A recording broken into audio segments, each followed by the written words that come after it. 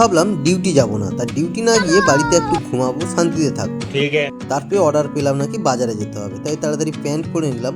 কলকাতার মানুষ ভালো করে প্যান্ট পরতে জানে না, তাই আমি নিজে ভালো করে প্যান্ট পরে যাচ্ছি যাতে তারা আমাকে দেখে কিছু শিখতে পারে।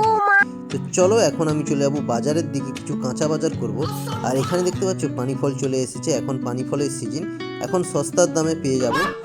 তো এখান থেকে কিছু পানি ফল নিয়ে নেব। আর এখান থেকে কিছুটা দূর হেঁটে গেলে সেখান থেকে একটা বয়স্ক মহিলা শাক বিক্রি করে, ওখান থেকে শাক নেব।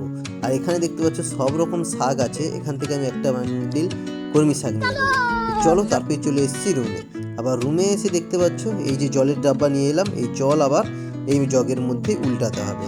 তো এত কাজ, তো অনেক পরিশ্রম হয়ে গেছে বাজার থেকে এসে এত কিছু করে, তাই একটু জলও খেয়ে নিলাম। এখন চলো যে বাজারগুলো করেছি ওগুলো আবার বের করতে হবে। তাহলে তোমরা কমেন্ট করে জানো, তোমরা যদি ছুটির দিনে বাড়িতে থাকো তাহলে এত কিছু কাজ করতে হয় কি হয় না?